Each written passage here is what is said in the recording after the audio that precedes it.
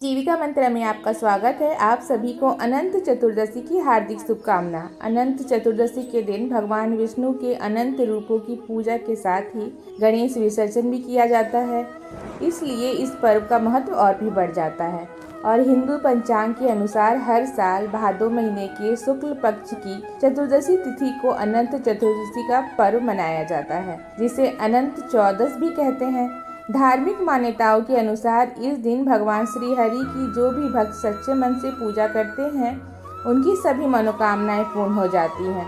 पौराणिक मान्यताओं के अनुसार अगर बात की जाए तो महाभारत काल से ही अनंत चतुर्दशी के व्रत की शुरुआत हो गई थी। इस दिन सबसे पहले स्नान कर साफ वस्त्र धारण किए जाते हैं। व्रत का या पूजा का संकल्प लिया जाता है। मंदिर में गंगा जल छिड़क कर पवित्र करने के साथ ही एक चौकी पर भगवान विष्णु की प्रतिमा या तस्वीर की स्थापना की जाती है।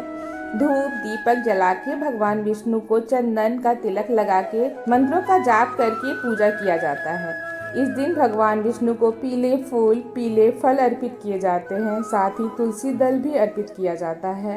इस दिन की सबसे विशेष बात यह है कि यह दिन अनंत सूत, जिसे अनंता भी कहते हैं, भगवान विष्णु के चरणों में अर्पित करके फिर पूजा करने के बाद भक्त खुद अपने हाथों में धारण कर लेते हैं। मान्यता है कि अनंत सूत हाथ में बांधने से हर बीमारी से हर संकट से रक्षा होती है।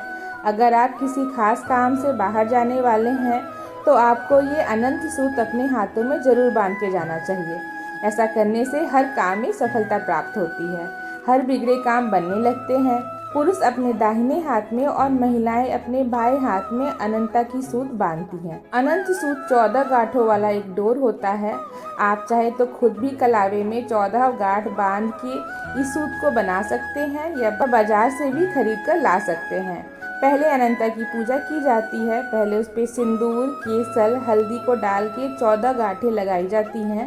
अगर आप बाजार से लेकर आ रहे हैं तो इसे पंचामृत से स्नान कराने के बाद फिर अनंत की विधिवत पूजा करके भगवान विष्णु की मूर्ति के सामने रख दिया जाता है। फिर अनंत चतुर्दशी की कथा पढ़कर या सुनकर भगवान को भोग लगाकर सबसे अंत में कपूर जलाकर आरती करके इस रक्षा सूत को हाथों में बांध लिया जाता है।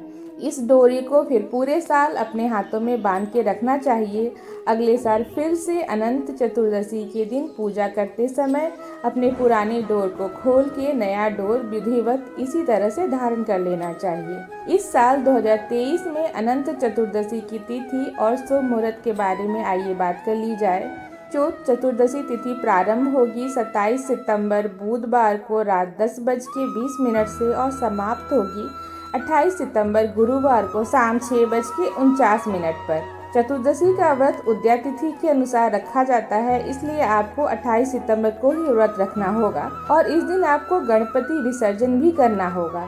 अगर आपने 10 दिन तक बप्पा को विराजमान रखा है तो आप आज के दिन श्रद्धा पूर्वक और धूमधाम से इन्हें विदाई देंगे। अनंत चतुर्दशी का व्रत सुबह से लेकर शाम तक चलता है। ऐसे में आप सुबह संकल्प लेके व्रत प्रारंभ करें और शाम को पूजा करने के बाद आप अब अपना उपवास खोल सकते हैं। आज के दिन सूर्योदय होगा 6:21 से और सूर्यास्त होगा शाम 6:14 पर। चंद्रोदय का समय होगा 5:45 और सुबह ब्रह्म मुहूर्त रहेगा सुबह 4:44 से लेकर 5:32 तक। अभिजीत मुहूर्त सुबह रहेगा 11:53 से लेकर दोपहर 12:41 पर और अमृत काल का समय रहेगा शाम 6:42 से रात 8:07 तक। पूजा का शुभ मुहूर्त रहेगा सुबह 6:12 से लेकर शाम 6:49 तक। तो शाम की पूजा करने के बाद आप अपना उपवास कभी भी खोल सकते हैं।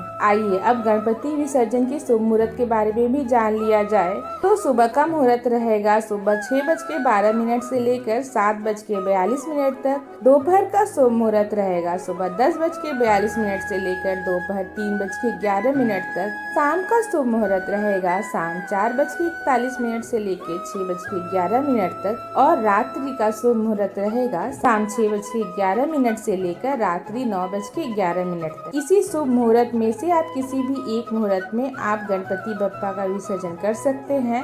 अनंत चतुर्दशी के बारे में और विसर्जन के बारे में और ज़्यादा जानने के लिए आप हमारे चैनल पे आने वाली अगली वीडियो को देख सकते हैं। अगर आपको हमारे द्वारा दी गई जानकारी अच्छी लगी हो तो वीडियो को लाइक करें, कमेंट करें और शेयर करें।